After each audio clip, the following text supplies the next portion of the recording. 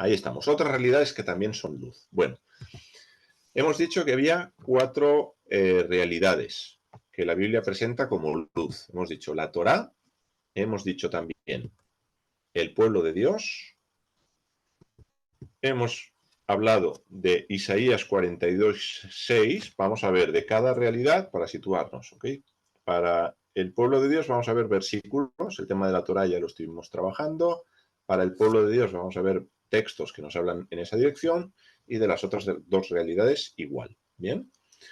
Entonces, Isaías 42:6, decíamos, yo Adonai te he llamado en justicia y te agarraré por tu mano, te guardaré y te pondré por pacto al pueblo, por luz de las naciones. La palabra luz, decíamos que en hebreo es la palabra or, que es la palabra que tenemos aquí escrita en el texto masorético. Aquí literalmente tenemos leor goyim, y leor goyim sería luz de naciones o luz de gentiles. Bien, te he puesto por luz, aquí tenemos la preposición y luego tendríamos luz de las naciones. Esta frase luz de las naciones se va a repetir en el texto que os voy a mostrar a continuación y decía que son los llamados cánticos al siervo o cánticos del siervo. En Isaías aparece Isaías 42, tenemos Isaías 53, si mal no recuerdo, hay como 4 himnos, el siguiente es el pasaje que os voy a mostrar. Y justamente en el siguiente pasaje, Isaías 49, el versículo 6, el contexto, los versículos anteriores de Isaías 49, dice, mi siervo eres tú, Israel. Bien, entonces, esos cánticos, al menos de manera precisa el de Isaías 49, va dirigido a Israel. Bien, luego ya veremos, como también estuvimos trabajando en su momento, qué es Israel y cómo eso tiene un sentido amplio, extensivo, ¿vale? Pero el destinatario de estas palabras y de las palabras que vemos en Isaías 42 es Israel. Bien, entonces hay que entender luego qué es eso de Israel, pero va dirigido a Israel. Y dice en este texto, fijaros, tenemos la misma expresión aquí, luz de las naciones, pero leemos desde el principio y dice Dios por boca del profeta, poco es para mí que tú seas mi siervo para levantar las tribus de Jacob y para hacer volver los que quedan de Israel. Y te di por luz de las naciones. De vuelta, la misma frase que teníamos en Isaías 42, o la misma expresión, leor goyim, luz de naciones, luz de gentiles. Y continúa, en este caso, el texto diciendo, para ser mi salvación, ligiot yeshuati, para ser mi salvación hasta el extremo de la tierra. Ad ketze haaretz. Ad ketze, hasta el fin, hasta el extremo de la tierra. Bien, entonces esto es lo que tenemos aquí. Y esta frase, ahora la vamos a recuperar, la vamos a tomar, porque en la tierra la vamos a encontrar en boca de Jesús, dirigida a sus discípulos. Fijaros que esta es por decirlo de alguna manera, la misión de Israel, de ser luz. Israel, y hablábamos del pueblo de Dios como luz, pueblo de Dios como luz y luz de las naciones. ¿Bien? Ahora Jesús, Yeshua, va a dirigir esta frase en especial y hablando de su misión hasta lo último de la tierra en este pasaje. Hechos 1, del 7 al 8. Los discípulos le acaban de preguntar, ¿restaurarás Israel en este tiempo? ¿No? A lo que Jesús les contesta, dice, no os toca a vosotros saber los tiempos o las sazones que el Padre puso en su sola potestad. Pero, dice, recibiréis poder. Permíteme que estoy dando acceso a un hermano. Ahí está. Dice, pero recibiréis poder cuando haya venido sobre vosotros el Espíritu Santo y seréis mis testigos. Y aquí empieza. Jerusalén, en toda Judea, en Samaria y hasta lo último de la tierra. este hasta lo último de la tierra, es la frase que tenemos en Isaías 49:6, hasta el extremo, hasta el fin, hasta lo último de la tierra. Entonces vemos que hay una coherencia entre el mensaje de Jesús y el mensaje del profeta Isaías.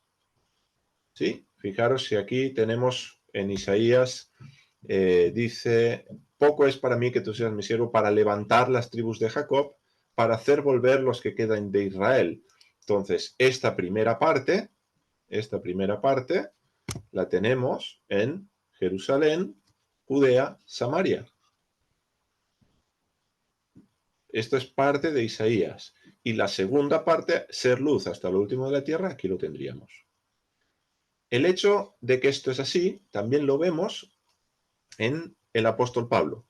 El apóstol Pablo no que se le atribuye, sino que entiende que esas palabras de Isaías, estas palabras que tenemos aquí, justo estas, son para él. Es algo que él tiene que hacer, porque Dios, el Dios de Israel, así ha comisionado a su pueblo. Y fijaros cómo en Hechos 13:47 lo podemos leer. Está Pablo hablando, dirigiéndose, creo, no sé si en ese contexto está en la sinagoga o no recuerdo, pero está dirigiendo estas palabras a personas que conocen también los profetas y dice, porque así nos ha mandado el Señor. Te he puesto para luz de los gentiles, luz de las naciones, a fin de que seas para salvación hasta lo último de la tierra. Fijaros cómo él entiende que esto es un mandamiento de Dios para él. Para él, porque él es Israel también. ¿Sí? De la tribu de Benjamín, etcétera, etcétera, con todo el currículum que nos da en diferentes partes. Pues él entiende que esa misión que tenemos aquí en Isaías 49, de ser luz como parte del pueblo de Dios, es algo que le toca a él también. Bien, así que vemos cómo, en efecto, pues a través de estos textos, el pueblo de Dios debe ser también entendido como luz. Es decir, no solo la Torá es luz, sino que el pueblo de Dios también es luz y está llamado a ser luz. Or Hagoyim, luz de las naciones. Otra realidad, y aquí va la tercera, que la Biblia presenta como luz es al Mesías. ¿Sí? En Isaías 42:6 leemos el mismo texto. ¿Por qué? Porque como ya expliqué en su momento, el Mesías y el pueblo de Dios son parte de una misma realidad. Aquí tenemos lo que sería el pueblo, y esto lo estuvimos trabajando ya en la introducción, y aquí tendríamos lo que sería el rey del pueblo. Bien, podríamos hablar rey, sacerdote. Estas dos realidades no se entienden la una sin la otra. Van de la mano, son una misma. Por lo tanto, si el pueblo de Dios tiene la misión de ser luz a las naciones, el Mesías de este pueblo tiene la misma misión, no tiene una misión diferente. ¿Sí? Es más, podríamos incluso hablar de que casi tendría más responsabilidad con respecto a esa misión. Bien, por eso los mismos textos de Isaías 42:6 y de Isaías 49 se pueden aplicar al Mesías, porque el Mesías es Israel, no es algo diferente, no es algo aparte, no es algo separado. Entonces, mismo texto, también el Mesías tiene que ver y tiene que alumbrar y ser luz a las naciones, igual la misión de 49:6, el Mesías tiene que reunir, y esta es una de las características del Mesías, tiene que reunir, tiene que levantar las tribus de Jacob, tiene que reunir a los dispersos, volverlos a traer a la tierra según varias profecías. Es algo que tiene que hacer también el Mesías. Entonces, los cánticos de Isaías no solo tienen que ver con el pueblo o el rey, sino que tienen que ver con Israel. Israel son el pueblo y el rey. ¿Sí? El Reshit. Hoy recuperaremos en un momento también esa idea del Reshit. El Reshit son las dos cosas juntas en el marco y en el vínculo de la Torah, que también es luz. Entonces, bueno, vamos a compaginar luego todos estos planos que se nos están presentando. En Lucas, en el capítulo 2, los versos 29 al 32, hay un texto muy interesante. Son palabras de Simeón, que él habla en el templo cuando José y Miriam, los papás de Jesús, de Yeshua, han subido para hacer cumplir el rito conforme a la ley, y a Simeón le he revelado que no verá la muerte hasta que vea al ungido, al Mesías de Dios. Cuando se encuentra con José, Miriam y Yeshua el bebé, pues esto es lo que él expresa. Dice: ahora, Señor soberano, despides a tu siervo en paz, es decir, ya me puedo morir tranquilo. Dice: conforme a tu palabra, es decir, conforme a lo que yo había recibido de tu parte, porque han visto mis ojos tu salvación, la cual has preparado en presencia de todos los pueblos, luz para revelación a los gentiles, Or Hagoyim, luz de las naciones de los gentiles, y gloria de tu pueblo Israel. Fijaros las dos dimensiones de vuelta, como tenemos al pueblo, tenemos gentiles, pero con un propósito común también de recibir luz, de ser luz y recibir luz en este sentido. Así que aquí tenemos las palabras de Simeón: luz para revelación a los gentiles. En Mateo 4, verso 16, otro texto, Mateo, el escritor del Evangelio, va a estar citando esta cita de aquí, Isaías 9, del 1 al 2, que dice prácticamente lo mismo. Tenemos en griego, pero apenas hay diferencia. En este caso es bastante similar la cita. No tenemos variantes como si ocurre cuando luego aparecen textos de la Septuaginta o citas de la Septuaginta en el llamado Nuevo Testamento. Y dice que el pueblo asentado en tinieblas vio gran luz, de vuelta el tema de la luz, y a los asentados en región de sombra de muerte, luz les resplandeció. Y esta cita, el escritor del Evangelio la trae a colación de una mudanza de Jesús a la zona de Galilea. Y dice Galilea de los gentiles. Bueno, al irse Jesús a esa zona, que tenía que ver con Zabulón, creo menciona como 2 o 3 tribus, Mateo entiende que en ese movimiento se está dando cumplimiento a esta profecía, porque entiende que el Mesías es luz y Jesús como Mesías, haciendo eso, está cumpliendo con esta escritura. Ya veremos que esta escritura también, especialmente tomándola ya directamente de Isaías, tiene un sentido que está también por venir. Tiene un sentido que también está por venir, que aún está por cumplirse. Recordad, cuando hablamos de profecías, hablamos de un vaso que se va llenando. ¿Sí? Y a veces llega un momento del vaso y algo pasa, pero aún no está en el colmo, por decirlo así. No ha llegado a rebosar. Bien, no ha llegado a completarse. Jesús mismo, en Juan, y habría más citas, solo son algunas a modo de ejemplo, Jesús mismo habló de que Él era la luz del mundo, diciendo así: otra vez Jesús, Yeshua, les habló diciendo: yo soy la luz del mundo. El que me sigue no andará en la oscuridad, sino que tendrá la luz de la vida, o tendrá la luz que es vida. Esto es algo que también encontramos en el primer capítulo de este Evangelio, donde se nos habla de que la palabra era la vida y la vida y esa vida era la luz de los hombres, y como Juan, el llamado Juan Bautista, Juan el Inmersor, lo que hace es dar testimonio de esa luz. No es el mismo que escribe el Evangelio.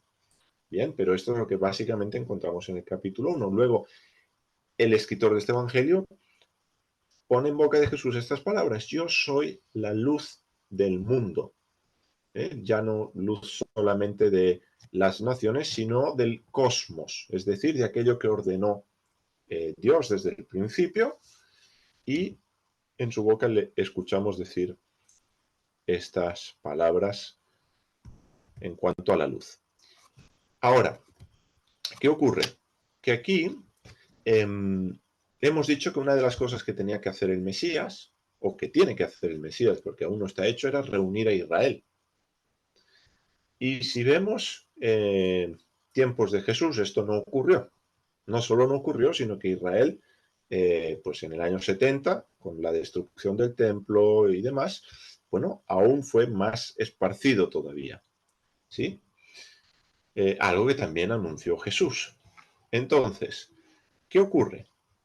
Que si bien es cierto que Jesús vino, que llevó a cabo pues toda una serie de acciones, no le vemos ocupando ese rol y ese papel de Mesías, porque el Mesías es un rey, puede ser es un sacerdote también según la Torá.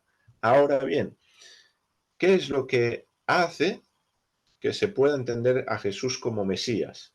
Porque ni los propios discípulos de él en algunas ocasiones sí lo confiesan como el Mesías, pero había cosas que aún ni ellos mismos entendían hasta que llegamos a la resurrección. Cuando llegamos a la resurrección y en ese tiempo posterior que tenemos relatado en algunos evangelios de forma pues breve, porque estuvo varios días con ellos, pero no tenemos todos los relatos de ese periodo, solo algunos. A raíz de ese fenómeno y a raíz de ese otro fenómeno que ocurre en Shavuot, en el templo, según el relato de Hechos 2, Pedro empieza como a encajar varias piezas y su conclusión y lo que le dice a la audiencia que lo está escuchando en aquel momento, judíos y prosélitos de diferentes lugares que habían venido a celebrar la fiesta de Shavuot, la fiesta de las semanas, en Pentecostés, como sería en griego, les dice esto, dice, sepa pues ciertísimamente, toda la casa de Israel, que Dios ha hecho Señor y Cristo a este mismo Jesús. Es decir, les está hablando de la crucifixión, les está hablando de la resurrección, está citando como David en algunos salmos está hablando de que está profetizando. Dice, su cuerpo no vio corrupción. Y dice, mira, David, el rey David, sí vio corrupción. Ahora, ¿quién no ha visto corrupción? Bueno, según el testimonio que ellos tienen, es Jesús el que no ha visto corrupción porque resucita el tercer día. Y hasta el cuarto día, pues no empezaba ese proceso. Por lo tanto,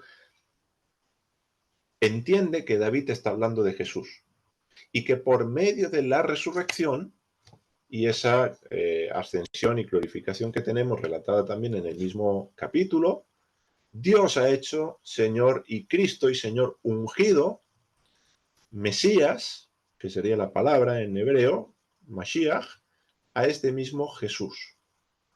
Por lo tanto, se puede entender, bueno, si Él es, primero que es Israel, independientemente de su identidad como Mesías, Él es Israel y por lo tanto como Israel tiene la misión que tiene Israel. Pero luego vemos que esa luz que Él mismo dice, yo soy la luz, y Mateo le atribuye ese cumplimiento profético, pues en este caso Pedro nos muestra cómo entiende que a través de la resurrección Él es el Mesías. Por lo tanto, no es que vino como Mesías, como rey, sino que ahora Él es el Mesías y vendrá como tal, como Mesías, para cumplir todo aquello que se tiene que cumplir acorde a lo profetizado. Acorde a lo profetizado, porque hay unas profecías que en ese momento de la historia Jesús no cumplió. Sí, hemos mencionado una de ellas que es reunir a Israel.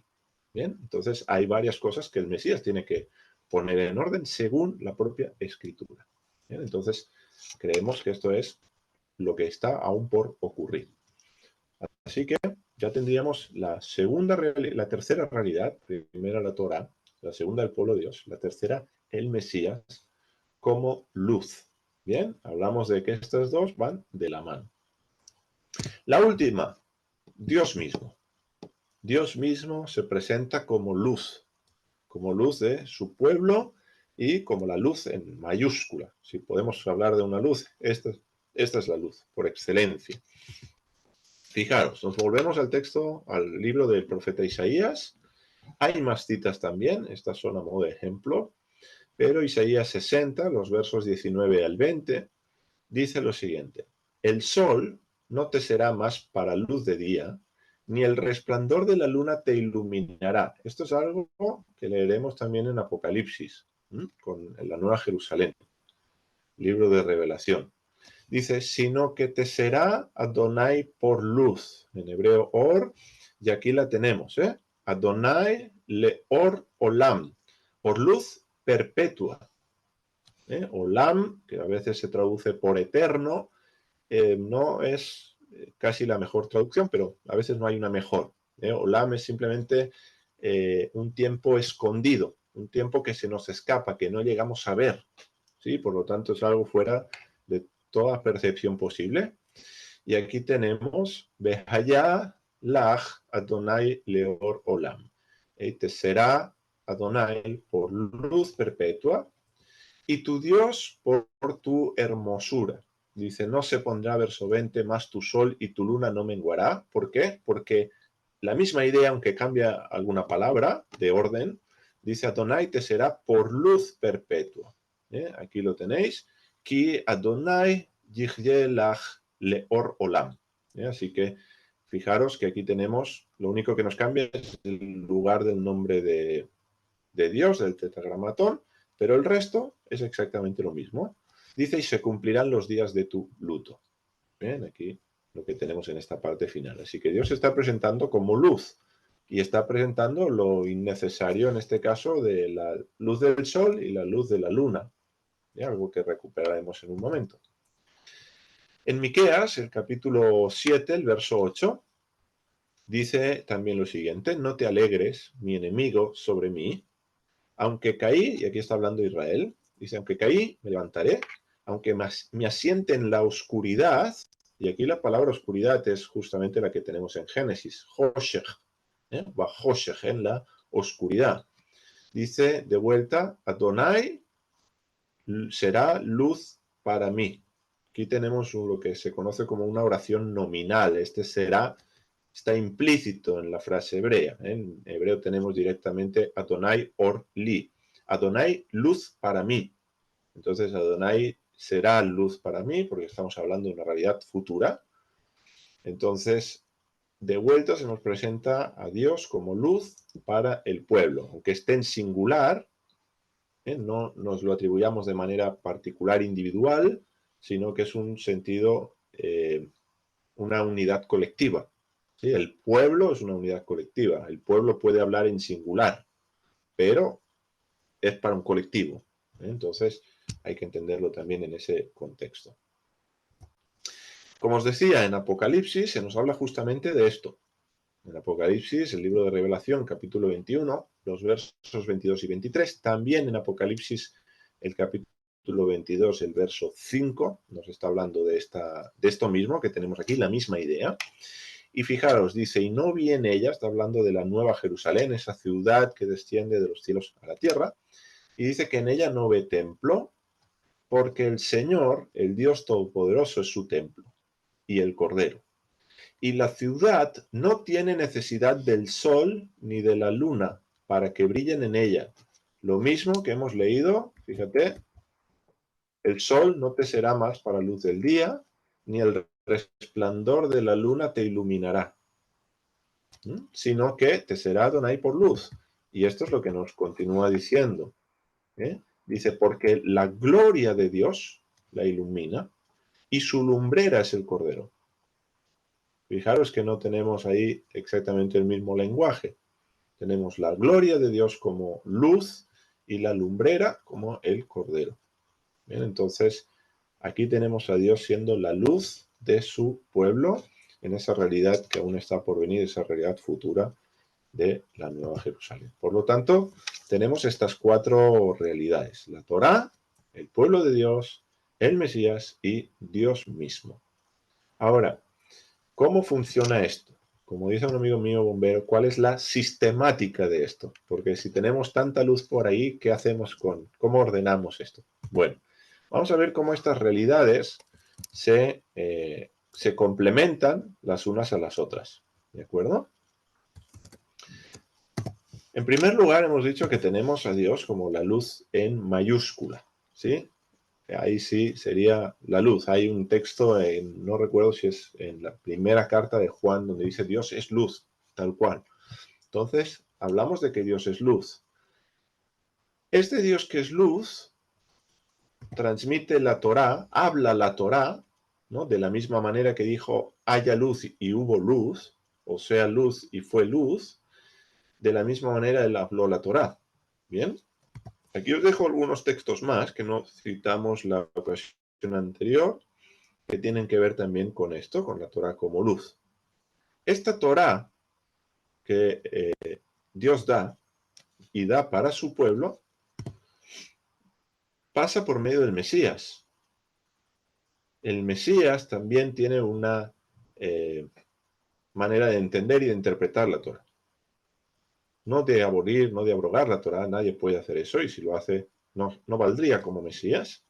Pero el Mesías también recibe la Torá y la interpreta y la traslada de esa manera al pueblo. Así que tenemos la luz de Dios que se expresa en la luz de la Torá, interpretada a la luz del Mesías que llega al pueblo, y el pueblo lo que hace es alumbrar a las naciones. Bien, esta cadena, que más o menos de manera esquemática no es que sean categorías absolutas y estáticas, pero hablamos, fijaros lo que he mencionado antes, que el Mesías y el pueblo son una sola realidad, y es el Reshit, lo que decíamos Israel, y hablamos de Sherit, el remanente, etcétera, lo estamos explicando.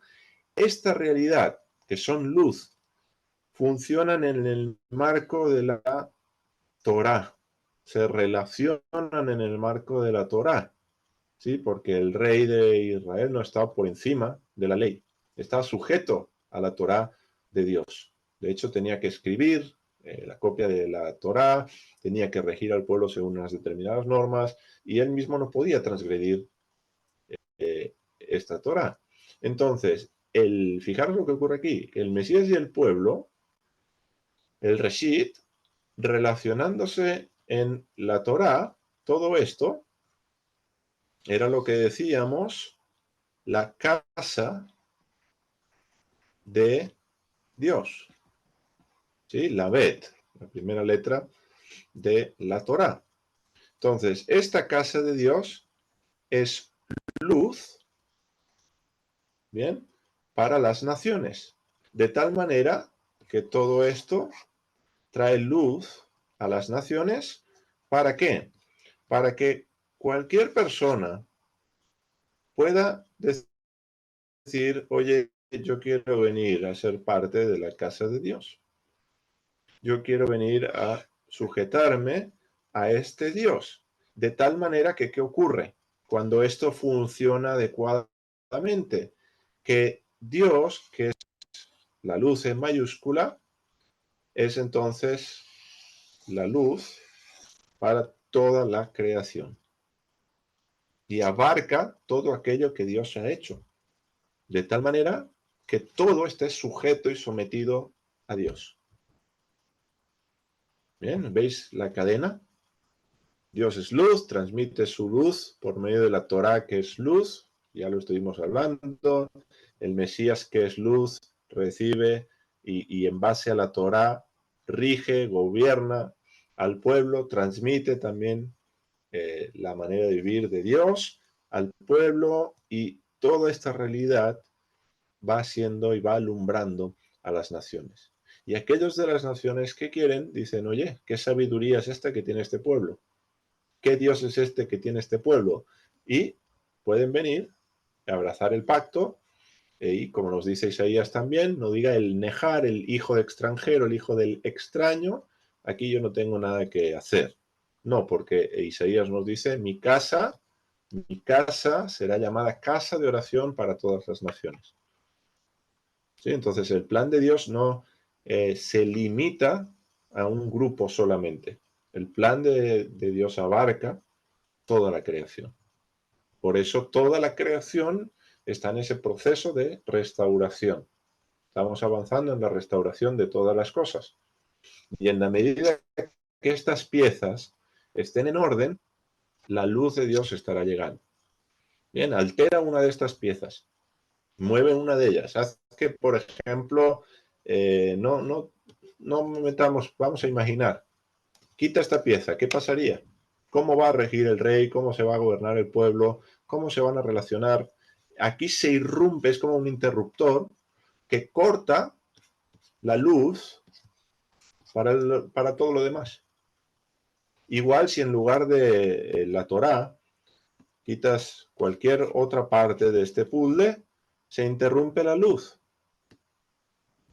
Entonces, quita esta pieza, por ejemplo, aquí se acaba, ya el pueblo empieza cada uno a decir, oye, pues yo creo que hay que hacer esto, yo creo que hay que hacer lo otro, pues esto hay que hacerlo así, y cada uno, como en los tiempos de jueces que dice, no había rey en Israel en aquellos días, y cada uno hacía lo que bien le parecía. Y a día de hoy no hay rey en Israel y cada uno hace lo que bien le parece. ¿Qué luz está llegando a las naciones? Hemos interrumpido, aquí hemos apagado el interruptor y hemos dicho ya, y entonces el circuito se interrumpe. Yo no entiendo de electricidad, pero algo así tiene que pasar. Entonces, quita cualquier, o quita a Dios, ya ni te cuento, si quitas a Dios, hay un apagón total. Entonces es importante que se mantenga toda la cadena que Dios mismo ha establecido para que su plan de que la casa de Dios sea edificada, de que su luz pueda llegar hasta el último rincón, pues se pueda llevar a cabo. Así que recupero con este esquema una idea, y es que la casa de Dios, que ya habíamos hablado, ya hablamos de santuario, siempre hablamos de una casa de Dios, allí donde Dios habita, ese lugar es un santuario. Bien, la casa de Dios, el santuario de Dios, hablamos de que había que edificarlo y que éramos edificadores de esa casa y por lo tanto hijos, una palabra que en hebreo tiene relación, ven con el verbo baná, el verbo construir, edificar. Bueno, la manera o el material, si cabe esta manera de decirlo, es la luz. La luz de Dios, la luz de la Torá, la luz del Mashiach, la luz que nosotros como pueblo tenemos también que alumbrar. Fíjate como Pablo lo tenía muy claro, dice, Dios nos mandó ser luz a las naciones, pero hay un orden, que no podemos, una cadena, que de apagar algún interruptor, la luz deja de llegar, y hay oscuridad. ¿Bien? Entonces, esto es algo que tenemos que tener en consideración. Os dejo con esta reflexión y voy a dar paso si hay alguna pregunta. No sé si luego venimos ya con la interpretación profética, entonces como no nos va a dar mucho tiempo en avanzar en esa línea, daré tiempo a algún comentario. Así como la oscuridad estaba sobre las aguas, esto es lo que tenemos en Génesis 1, 2 al inicio, la ignorancia, habíamos dicho que de manera simbólica la oscuridad se podía entender como ignorancia, ¿sí? También como muerte y algunas otras cuestiones. Pues de la misma manera que la oscuridad estaba sobre las aguas, la ignorancia estaba sobre las naciones, y hablamos de ignorancia no de que no supieran nada, sino de ignorancia en relación a la Torá. En este sentido hablamos, ¿eh? Siempre, por favor, dentro del contexto en el que estamos hablando, obviamente.